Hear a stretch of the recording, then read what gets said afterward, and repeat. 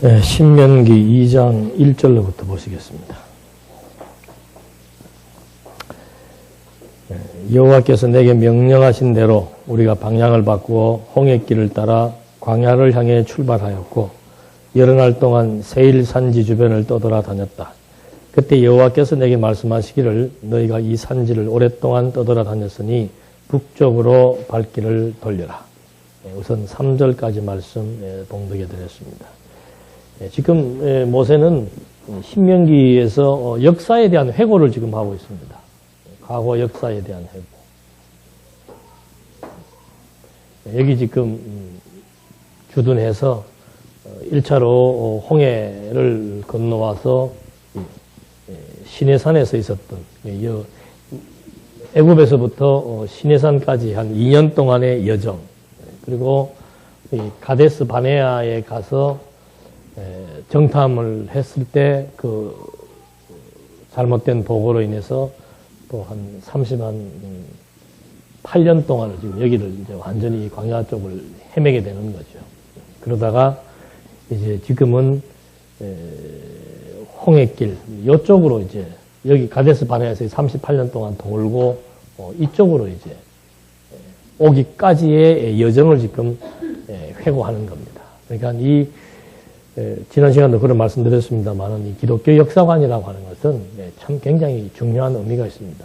그러니까 어떤 분들은 그 운명론과 우리가 말하고 있는 이 작정론에 대해서 혼선들을 갖고 있는데, 운명론이라고 하는 것은 그냥 그때만 생각하는 거예요. 그때 되어진 일에 대해서 이게 뭐 어떤 정해진 어떤 팔자다, 어떤 뭐 보이지 않는 어떤 뭐 힘의 작용이다. 그래서 그 힘의 작용이 정해진 내 운명이다. 그래서 그렇게 우리나라 같은 경우는 이제 주로 이 동양은 운명론자들이 많습니다. 그래서 정해진 환경을 그대로 받아들이고 그냥 살자, 이렇게 이제 하다 보니까 이제 한이 많게 되는 거죠. 그러나 이제 서양은 운명론보다는 일종의 뭐 자기들 나름대로의 어떤 그 미래를 향해서 행운을 바라는 거죠. 미래에 대한 좋은 이상을 꿈꾸면서 오늘의 어려움을 미래에 잘 될 것이라고 하는 어떤 기대감, 그거에 의해서 이제 추진력을 갖게 하는 거죠. 그것도 어떤 면에서는 확실치 않은 것에 대한 미래라고 하는 것은 스스로가 만들어 놓은 하나의 환상이고 꿈일 뿐이지, 그것이 또 안 될 때 오는 또 좌절감이라고 하는 것도 굉장한 타격을 주는 겁니다. 그러나 성경을 보게 되면은 운명론이라고 하는 것은 첫째는 주체가 없습니다. 주체가 없습니다. 누구에 의해서 지금 내 삶이 이렇게 지금 진행되어 가는지에 대한 그 누구, 주체, 주관자, 그게 없는 거예요. 주체도 분명하지도 않고 어떤 주관자도 분명하지 않고. 두 번째는 목표나 목적이 없습니다. 그냥 될 대로 되라 이거예요. 그러니까 이 언약 성취사적 말씀을 잘못 이해하시는 분들, 또는 한국 지금 기독교계에서 칼빈의 예정론을 이 강단에서 강의하지 않는 이유도 뭔가 하면은, 예정론 하나님이 다 정해놨다 이 말이죠. 하나님이 다 정해놓았으니까는 뭐 할 필요 없다. 내가 뭐 할 것이 뭐 있냐. 그냥 정해진 대로 따라갈 뿐이다. 그러다 보니까는 성도들에게 열심히 안 나오고 그냥 하나님이 다 해놨으니까 당신이 알아서 하겠지, 나는 모르겠다. 이렇게 이제 여기 하나님의 어떤 작정, 정하심이 있고, 인간의 어떤 그 정한 거에 대한 이행, 이걸 이렇게 따로따로 이렇게 구분을 해가지고는 분리시켜 놓고 자기는 아무것도 안 해도 하나님이 다 하신다. 하나님께서 아무것도 안 해도 다 하시는 것도 있고, 하나님께서 우리를 통해서 하시는 것도 있고, 아무것도 못하게 해서 안 하는 게 아니고 못하게 해서 되게 하시는 경우도 있고, 또 하게 해서 안 되게 하시는 경우도 있고, 이게 무슨 일률적으로 적용되어 있는 게 아니에요. 그래서 이 모든 만사를 하나님이 다 하신다라고 하는 그 아주 모든 이 역사나 섭리의 기초에 의해서 지금 설명을 해 나가시는 것이지, 여기에 무슨 인간이 개입을 해가지고 인간이 뭐, 아니 내가 무슨 일을 하는 거, 예? 기억하는 거, 교육에서도 그 기억이라는 게 굉장히 중요하잖아요. 기억한다라고 하는 거, 그거 하나님이 기억나게 해 주셨으니까 생각이 나는 것이지, 근본적으로 생각이 안 나는 건 어떻게 되냐 이 말이죠. 생각이 나야 깨달음이 있고, 깨달음이 있어야 야 이거 좋다 나쁘다는 느낌이 있고, 그 느낌에 의해서 이렇게 해야 되겠다는 결단이 생겨서 행동하게 되는 건데, 근원을 무시해버리고 하나님께서 그걸 늘 말하잖아요. 인격이다. 인격적 작용이다. 인격적 작용이라고 하는 것은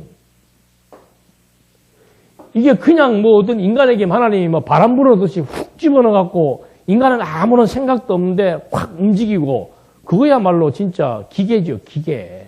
생각 없이 만들어 놓은, 작동시켜 놓은 기계에 불과한 거란 말입니다.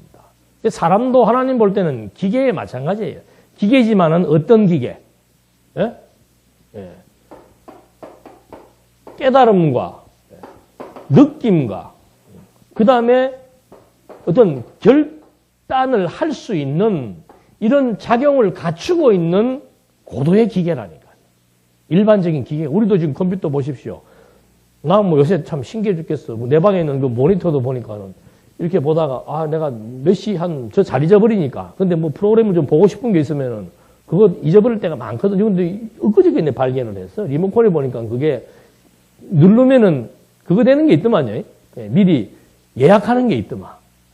이거 좋더라고. 예약해 놓으면 그 시간 딱 되면 다른 프로그램 보고 있어도 딱 나와가지고 시간 되면 착 바뀌어버려요. 촌스럽죠? 다 아는 걸 갖다가.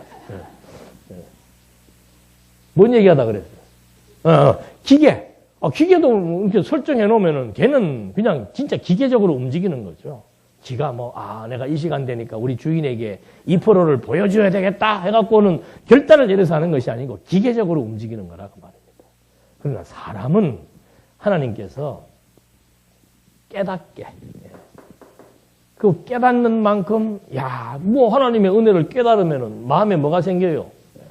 감동이 생기잖아요. 예? 그 감동이 생기니까 나는 뭘 위해 살고 싶다. 진리를 위해 살고 싶다. 라고 하는 그 의지의 결단이 생기는 거예요. 이게 반복될 때 이제 뭐가 나오는 겁니까? 행동이 나오는 거예요. 그러니까 내가 무슨 선한 일을 했다. 물론 표면적으로는 내가 했지요. 그러나 그 일을 하기까지 내 이 신체 속에서 주어진 두뇌, 그러니까 여러분 이거 늘 그리잖아요. 예? 영과 육, 하나님이 영과 육을 만들었잖아요. 만들어 놓으시고 마음이 가장 중요한 중심에 자리 잡잖아요. 영과 육을 이어주는 그 마음이 자리가 잡잖아요. 마음이 육체에 매이면은 육체의 소욕을 갖게 되는 것이고, 거듭나고 중생한 영혼에 매이면은 어떻게 해요? 성령의 소욕을 갖게 되는 것이고, 중생하지 못한 사람은 그 마음이 그의 이성에 매이게 되면은 이성적인 사람이 되는 것이고, 그러니까 이성적인 사람은 어떻게 해요? 냉정하죠. 의지적인 사람은 어때요? 또 고집이 세고, 그 다음에 이 정적으로 풍성한 예술인들은 보면 어떻게 해요? 뭐가 심해요? 감정의 변화가 심하고. 그러니까 거듭나고 중생한 영혼의 작용이 아닌 타락한 육체의 죽은 영이 마음과 결합되어서 작용되어지는 정신, 이성, 사고나 이런 감정의 작용과는 차이가 있는 거죠. 그러니까 거듭나고 중생한 지성의 작용이라고 하는 것은 차갑지 않습니다. 하나님의 뜻을 지금 분별하게 되어지는데 그게 무슨 차갑습니까? 그리고 하나님의 뜻 분별이 아니고 인간 중심의 어떤 사상을 갖고 분별하게 되니까 거기에는 큰 냉철함밖에 없는 거예요. 판단, 분별밖에 없는 거죠. 그래서 거기는 그런 사람들은 우리는 이성적인 사람이라고 하지만 사실은 그 이성적인 데는 차가운 면이 있고 냉정한 면이 있고, 감정에 치우치는 사람은 정적이라서 좋긴 하지만은 그 감정의 기복이 심한 거예요. 나 막 연예인들 보면 신기해 죽겠어. 울어. 그러니까 금방 어떻게 합니까? 하니까 눈물이 쫙 나오잖아요. 우리는 카메라 대면 웃어. 그래도 이게 안 올라가 잘. 이게 안 되는데. 예. 그 사람들은 그런 감정의 기복 변화가 무지하게 심한 거예요. 이게 뭐가 하나가 좋다가 아니에요. 치우치면은 고집이 되고 감정 변화가 기복이 심하게 되고 차가운 사람이 되지만 이게 성령의 소욕에 의해서 이게 함께 작동을 하게 될 때는 세계의 조화를 이루게 되는 거죠. 그러니까 역사의 무대에서도 그렇고 인생에 있어서도 그렇고 하나님이 역사를 진행해 나가시는 것도 당신 계획대로 다 해나가는 거 이거 너무도 분명하잖아요. 창세전 세워놓았던 당신의 계획 그것대로 지금 마지막 지구의 종말 때까지 하나님이 어떻게 하는 거예요? 이게 역사 아니에요. 시간의 문제가 역사 아니에요. 역사. 그 하나님이 주관하시잖아요. 만사를 하나님이 다 주관하시잖아요.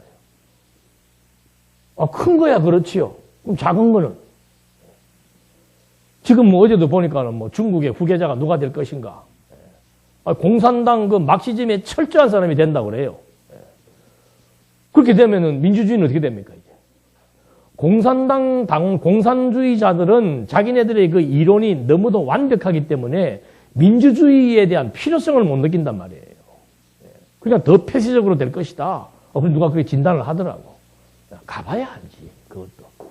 우리가 볼 때는 공산당 아주 막시즘에 세뇌된 사람이 중국의 지도자가 되면은 완전히 그때는 다칠 것이다. 그거는 그 사람만 놓고 생각하는 것이지. 그 사람의 생각을 개방시키려면 주변에 여러 가지 많은 힘들에 의해서 본인이 그렇게 하지 않으면 안 될 수밖에 없는 역사를 하나님이 할 수도 있어요, 없어요? 당연히 할 수도 있는 거죠. 그러니까 총체적인 역사를 봐야 돼. 중국의 지도자가 누구인가 한 사람만 놓고 보는 게 아니고 미국과 일본과 한국과 중국과 중동과 이스라엘과 전 세계가 이 진리를 중심으로 지금 전개되고 있다라고 하는 역사의 핵을 알고 세계를 보게 되면은 그 한 사람만 가지고 평가하는 거하고는 전혀 다른 역사가 나타날 수밖에 없는 거죠. 역사의 시작이 하나님이고 역사의 끝이 하나님이라는 말의 뜻은 이거 전부 하나님의 무엇대로 계획대로 된다는 말이고 이런 모든 여기에 있는 역사 시간의 문제만 하나님의 계획대로 되는 것이 아니고 이 시간 속에서 살아가게 되는 인간도 요즘에 그 현대 과학이 말한다고 그러잖아요. 우리에게 있는 그 DNA가 내 출생으로부터 사망에 이르기까지 나의 건강과 모든 일과 사건과 겪는 여러 가지 많은 것들 모든 것들이 지금 다 입력되어 있을 것이라고 했는데 하나씩 하나씩 지금 이렇게 찾아가고 있잖아. 야, 이것도 입력되어 있네. 저것도 입력되어 있네. 그 입력되었다는 것은 뭐예요? 입력하신 누가 있다는 거예요? 주체가 있다는 거 아니에요? 주관자가 있고. 그러니까 그렇게 하나님의 뜻대로 우리 인간이 지금 생각하고 또는 기억하고 망각하고 열심히 하고 나태하고 뭐 성공하고 실패하고 이게 나 혼자의 문제가 아니고 내가 성공하는 것도 나 혼자 성공합니까? 여러분 결혼이라는 게 남자 여자 둘이만 만나는 게 결혼이에요? 아니잖아요. 모든 주변과 다 관계 있는 것처럼 이 우주 안에 있는 나는 넓게는 우주와 밀접한 관계가 있고 인간관계에 있어서는 사람과 사람 사이에 아주 밀접한 관계 내가 모르는 사람까지와라도 전부 관계가 있는 거예요. 대한민국 땅덩어리가 좁아가지고 3명, 4명만 건너면 뭐예요? 대구에서도. 다 아는 사람이요. 3단계, 4단계만 거치면 다 아는 사람이라니까. 그러니까 이게 지금 나하고 전부 어떻게 되어 있는 거예요? 다 연결되어 있는 거예요.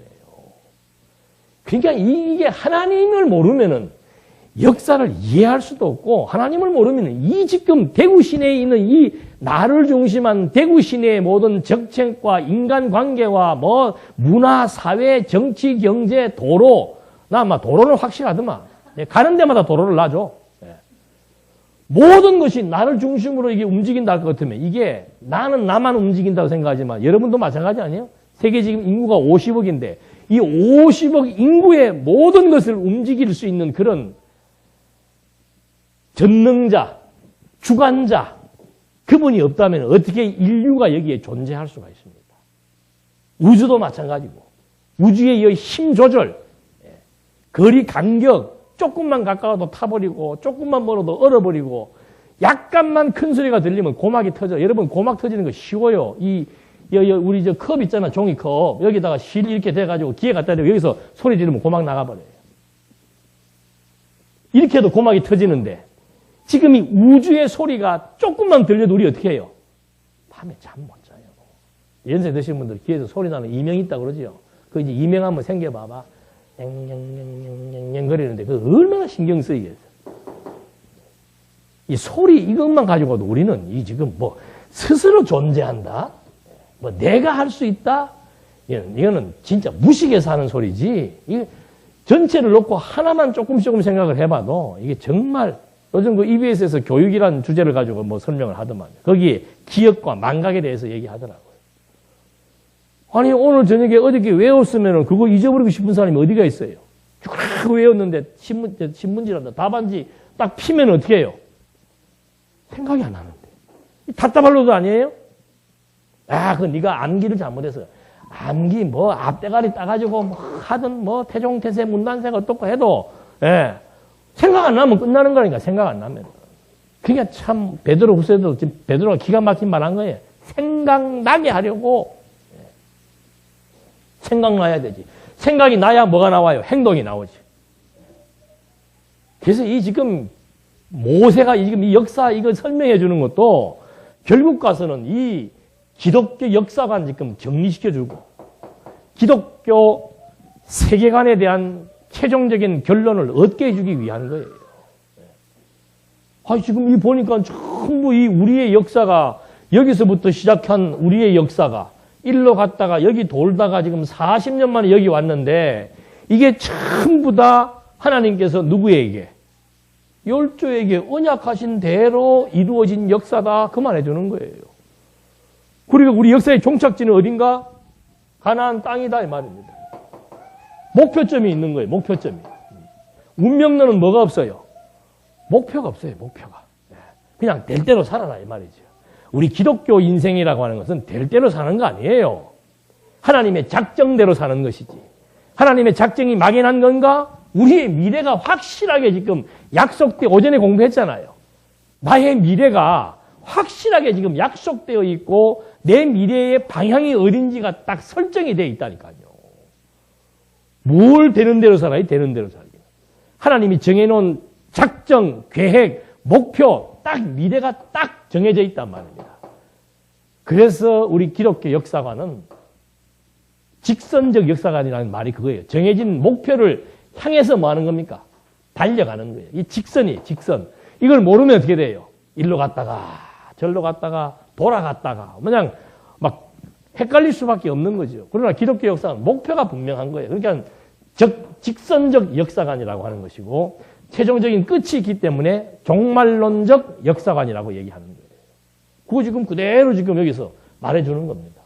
우리의 인생도 마찬가지고, 개인의 인생도 마찬가지고, 인류사도 마찬가지고, 세계사도 마찬가지고, 전부 그 역사의 축이 바로 하나님의 뜻이며, 역사의 주관자가 하나님이고, 주체도 하나님이고, 나머지는 이 무대에, 이 펼쳐진 무대 속에서 전부 하나님의 연출에 의해서 움직이는 배우예요, 배우. 세계는 무대고, 우리 인간은 배우예요, 배우. 다 맡겨주신 뭐가 있어요? 배역이 있는 거예요. 그리고 엑스트라들이 그 배역 맡은 데나 충실해야지 사진 한 번 더 나오겠다고 오버하면은 바로 잘려버린다면서. 예? 행인 3 그러면 지나가기만 하면 돼. 근데 지나가다가 뭐 이런다든지 그러면은 감독이 바로 잘라버려요. 내 마음대로 하는 게 아니라니까. 철저한 하나님의 작정 섭리. 그래서 제가 그저께도 뭐 어느 교회 다니냐, 장로교냐, 뭐 장로교가 없어졌어요. 장로교 실종된 지가 오래됐습니다. 장로교 그러면 제일 주장하는 게 뭐예요? 하나님의 절대 주권에 의한 예정론이에요. 어디서 예정론을 해요? 우리는 성경 읽을 때마다 뭐가 나와요? 예정 나오잖아요, 예정. 이 하나님의 언약, 창세전부터 세우는 하나님의 작정, 그리고 언약으로부터 출발하지 않으면은 이론 개진이 안 된다니까요. 어떤 것도 해석을 할 수가 없어요, 어떤 것도. 이게 이런 원리가 없으니까 참 제가 아침에도 또 하나 기가 막힌 말을 들었어요. 창세기 12장 1절로부터 5절까지 말씀이 너무도 중요한 말씀이래. 아이고 저 양반 또 왜 저러나 아침에? 그러고 들어봤지. 제가 듣는 딱 그 시간 되면 김진영 목사님, 그 다음에 저 남북교회 박영선 목사님, 나머지 두 분은 그리고 저 대전에 저 유명한 저 코미디 하는 목사 있잖아요.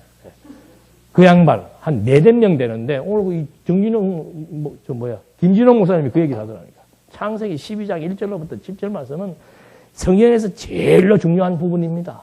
아유, 뭔 소린가 하고 들어왔지. 이건 하나님께서 뭐 하신 거예요? 복에 대해서 말씀하는 겁니다. 생육하고 번성하라는 복을 주었고, 땅을 정복하는 복을 주었고, 그 다음에 복의 근원이 된다고 아브라함에게 약속했습니다. 이건 성경에서 가장 중요한 내용입니다. 그럼 우리는 이게 무슨 생각이 나요? 벌써 이게 뭐가 이렇게 가잖아, 이렇게. 하나님이 아브라함에게 이렇게 중요한 복을 주셨습니다. 이건 오늘날 우리들로 하여금 이 복을 이루라고 하는 명령입니다. 우리는 복의 부동산 중매인이 되어가지고 열심히 이 복을 이루고 살아야 됩니다. 그러더라. 왜 그러는가? 원리가 없으니까 그렇죠. 원리가 없으니까.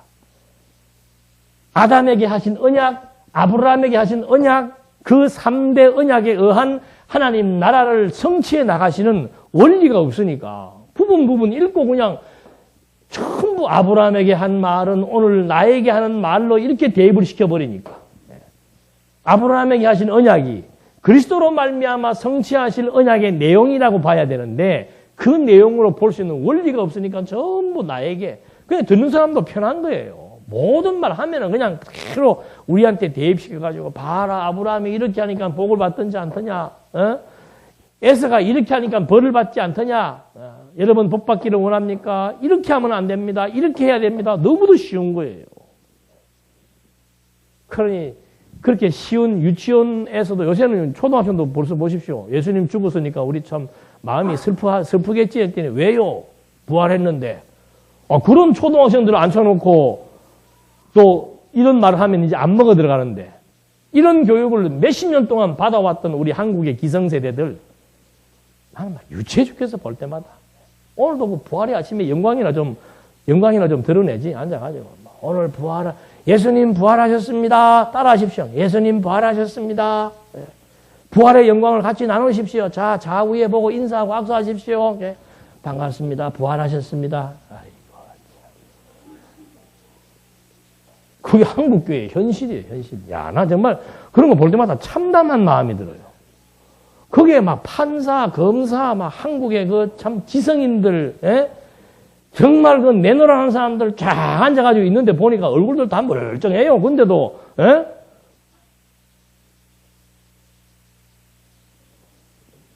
조금 더 있으면 서로 끌어안으라 그럴 거예요. 이게 교육의 수준 문제예요, 교육의 수준. 여러분은 그런 거 보면 끌어오르지 않아요? 내가 성질이 안 좋아서 끌어오르나? 나는 막 그런 거 보면 이제는 막 해도 너무한다 싶어, 해도. 그래서 이런 이게 한 사건을 우리가 읽고 해석하는 게 중요한 게 아니고 이 사건이 여기에 기록된 의미를 알아야 되는 거죠, 의미를. 그래서 이 모든 광야에서 진행된 이 사건은 바로 열조와의 언약대로 이루어진 이스라엘의 역사를 지금 말해줌으로써 이 역사의 주체, 이렇게 진행되어진 이스라엘 역사의 이유, 목적, 결과, 그걸 지금 정확하게 우리에게 말해주어서 모든 것이 여호와 하나님 어떤 분이신 줄 알게 하기 위한 것으로 초점이 맞춰진다라고 합니다. 이것이 계시적 관점에서 본 성경 해석입니다. 계시적 관점에서 본 성경 해석. 왜 애굽에서 해방시켰는가? 우리는 답이 있잖아, 여기에. 열조와의 언약을 이루시려고. 왜 시내산에서 언약을 세우셨는가? 열조와의 세운 은혜 언약이 은혜되게 하기 위해서. 왜 38년 동안 광야의 길을 걷게 했는가? 인간의 생각대로 되는 것이 아니고 하나님께서 열조와 세우신 언약대로 반드시 가나안 땅을 하나님의 언약대로 하나님이 이루신다는 사실을 알게 하시려고. 전부 하나님 중심이에요. 전부. 근데 거의 대부분의 신학자들이 성경 해석하는 관점은 전부 다 인간 중심이에요. 왜 38년 돌게 되었는가? 인간이 바로 그 앞에 사건이 있잖아요. 부정적인 보고를 했기 때문입니다. 여러분, 우리가 부정적인 생각을 한다는 것은 이스라엘 민족이 38년을 광야 생활을 하게 된 것처럼 우리 인생의 실패의 원인이 어디에 있습니까? 부정적인 생각에 있습니다. 긍정적인 생각을 가져야 됩니다. 나는 할 수 없습니다. 그러나 하나님은 하십니다. 하나님이 하신다고 믿어야 됩니다. 이것이 믿음입니다. 이 믿음은 여러분들을 살게 합니다. 그러나 불신은 38년 동안 광야 생활한 것처럼 여러분들의 인생을 절망적이고 좌절할 수밖에 없고 힘들고 고통의 늪으로 빠지게 합니다. 확 와닿죠? 난 그래서 일반 교회 와서 좀 뭐 부흥회 같은 거 하라면 막 한 달이라도 하겠어. 이렇게 하라 그러면. 사람들이 여기에 익숙한 거예요. 그러니까 읽으면 그냥 전부 인간의 문제로만. 전부 다 성경이 인간을 위한 텍스트로. 이거는 완전히 잘못된 진리예요. 이건 진짜 잘못된 진리죠. 어디를 보더라도 뭐예요? 하나님의 존재, 확증. 하나님 아는 거 깨달아지면은 그 다음에는 자연스럽게 변화가 생기게 되어 있는 거예요. 아니, 성도의 행동이라고 하는 것이 은혜의 감동에 의한 행동. 그게 지금 계속해서 지금 신약에서도 말하고 있잖아요. 예수 그리스도를 알므로 말미암아 은혜의 평강이 너에게 있을지로다. 주 예수를 믿는 동일한 믿음을 가진 자들이요. 뭐 은혜와 평강. 바울도 베드로도 계속해서 은혜와 평강. 그 은혜와 평강이 지정의를 통해서 우리들로 하여금 주를 위해 살도록 만들어 나가는 신앙의 근원이다 이 말입니다. 근데 이거는 완전히 그냥 앞에다가 옥수수 하나 걸어놓고 상급 걸어놓고 보상심리, 실적 위주, 보상심리 아니면 막 공포심 유발해가지고 행동을 이렇게 자꾸 목회자의 의도에 따라서 교인들의 행동을 움직여 나가고자 하는 이건 완전히 성도 기만행위고 이건 속임수지요. 근데 그런 게 다 익숙해져 버리니까 그냥 앞에다가 뭐 안 놔주면은 재미가 없는 거예요. 아, 베드로 보십시오. 앞에다가 뭐 달아줍니까? 옥수수를 달아놓는 게 아니고 뭘 달아줘요? 그리스도의 약속을 앞에다가 달아주잖아요.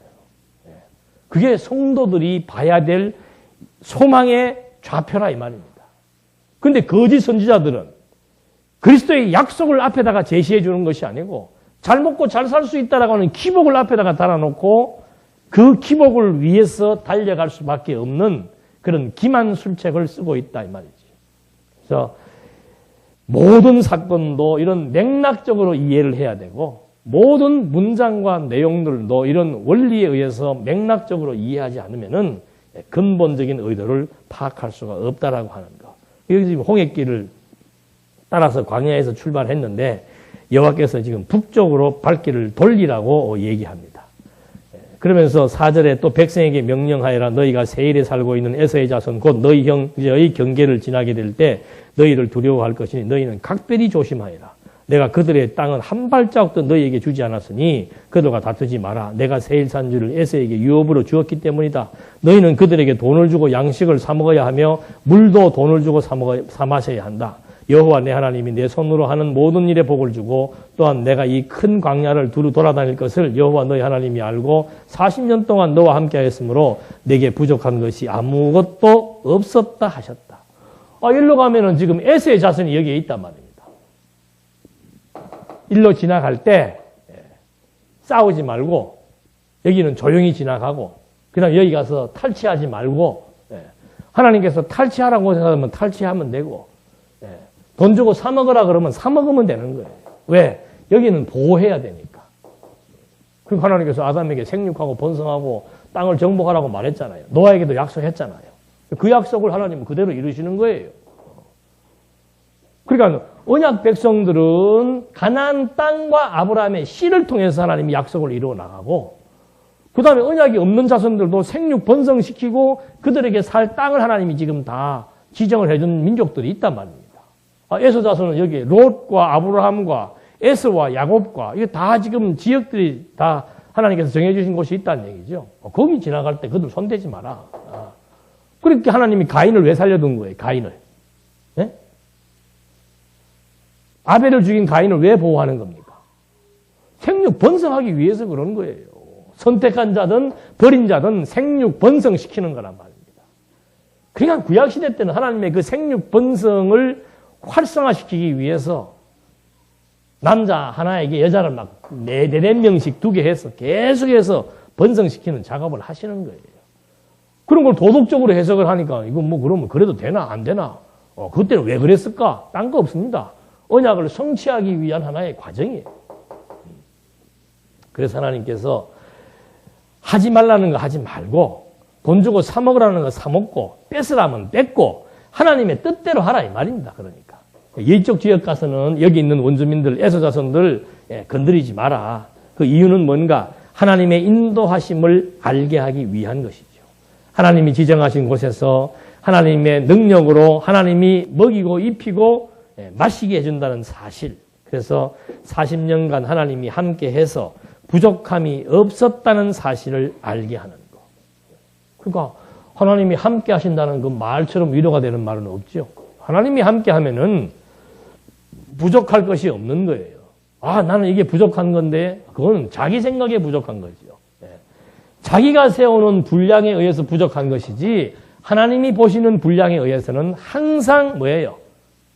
꽉 맞는 것밖에 없습니다. 그러니까 그걸 알면은 여호와께서 인도하시고 여호와께서 함께 하신다는 사실을 알면은 내게 여호와께서 정해진 분량대로 여호와께서 다 적절하게 그리고 적합하게 섭리해 나가신다. 이게 믿어지면은 그 다음에는 부족감을 느끼는 게 아니고 만족감을 느끼게 되는 거죠. 만족해야 거기에서 행복이 나오는 거예요. 만족도에 따라 행복 지수가 달라지는 거 아니에요. 그러니까 하나님이 하신다는 게 이렇게 믿어지면은 광야 생활도 그거예요. 만족도 그걸 높여주는 거, 행복 지수를 높여주는 거. 어떻게 가능한가? 하나님이 하신다는 것 인정될 때, 만사 하나님의 뜻대로 되어진다는 것이 믿어질 때, 그때 만족도가 올라가는 거죠. 그래서 우리 신앙생활이라고 하는 것도 뭐 복잡하게 생각할 거 없습니다. 모든 행동, 아름다운 행동은 만족에 의해서 나오는 겁니다. 만족에 의해서. 아내가 남편의 사랑에 만족하면은 남편은 어떻게 해요? 잘 헤매길 거고. 남편의 사랑에 만족 안 하면은 니 물고 내 묻자. 그럴 거고. 그러니까 만족은 행복이라고 그랬잖아요. 행복. 행복해야 사랑하는 거죠. 행복해야 사랑하는 거. 그러니까 그 행복을 자꾸 사람에게서 찾으려고 그러니까 이게 감질나고 충족이 안 되는 거예요. 누구에게 찾아야 돼요? 하나님에게서 찾아야 돼요. 하나님에게. 그러니까 신앙생활도 남편도 하나님으로부터 만족을 찾고 아내도 하나님으로부터 만족을 찾아야 둘이서 어떻게 해요? 서로 사랑하게 되는 거예요. 이게 안 되고 아내는 남편에게 날 사랑해라. 남편은 아내에게 나에게 순종해라. 이거는 30대, 40대까지는 남자가 이기지만 이제 50대 이후로 가면 남자가 어떻게 해요? 말년에 고생하는 거예요. 이 관계가 아니라니까. 만족해야 행복합니다. 그러니까 이 만족을 남편으로부터 만족을 얻겠다. 아내로부터 만족을 얻겠다. 이거는 좀 극단적인 표현으로 쓰면 사기 결혼이에요. 사기 결혼. 이게 안 되는 거예요. 그거는. 어떻게 아내가 남편을 그 사람 그 텔레비도 그런 친구 있더만. 그 아내에게 그 이벤트 잘해주는 탤런트 하나 있대. 모든 남성의 미움의 대상이더만 보니까. 그거 끝도 없어요. 끝도 없어. 또 그거 갖고 행복한 여자도 웃기는 거고. 그걸 뭐 방에다 풍선 달아놓고 울고 그러더만. 아이고, 참. 생일날 방에다 풍선 달아놓고 들어가서 하니까, 사랑하고. 아이고. 이걸로 뭘 생각을 해야 되지. 진지하게. 그런 가벼운 사랑하는 거 아니잖아요. 가벼운 사랑. 그래서 우리 기독교인들의 가정이라고 하는 거는 우리 기독교인들의 내면의 만족과 행복이라고 하는 것은 진짜예요. 끝도 없이 주어지는 하나님의 이 사랑, 확인, 은혜, 확인. 여기로부터 지금 내가 만족해야 그 만족의 힘이 누구를 사랑하는 거예요? 아내를 사랑하고. 또 아내는 남편을 사랑하고. 그 얘기를 하시더만. 신혼부부가 있다가 싸워서 왔더래, 여자가. 와, 울고 왔더래. 왜 왔냐고 그랬더니 남편이 때려서 왔더래. 때려서 지금, 어떻게 하면 좋겠냐고 그러는데. 어떻게 했으면 좋겠어요?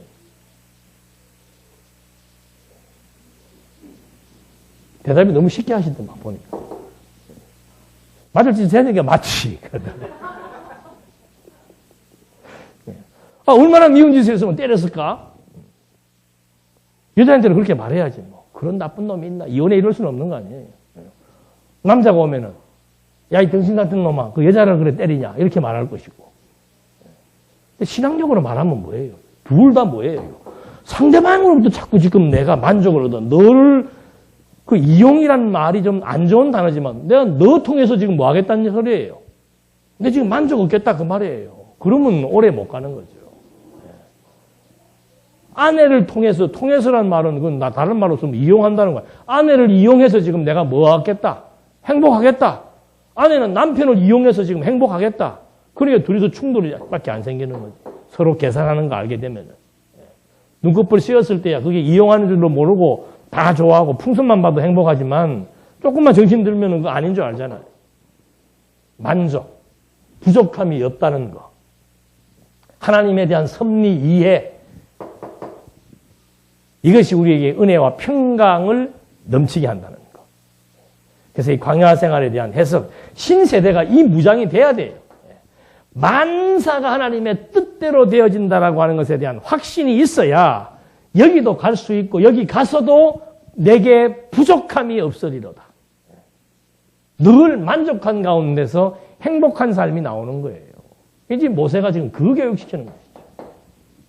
기도하시겠습니다. 하나님 아버지, 정말 만사가 하나님의 뜻대로 된다라고 하는 만고불변의 원칙을 우리가 알면서도 때로는 우리의 고집과 때로는 우리의 욕심이 이런 하나님의 장엄한 뜻 앞에서 도리어 우리의 뜻을 내세울 때가 많습니다. 우리의 생각과 마음을 정리해 주셔서 정말 하나님 의지하는, 하나님을 믿는 그 믿음이 우리에게 전혀 부족함이 없도록 인도해 주시옵소서. 예수님의 이름으로 기도드립니다. 아멘.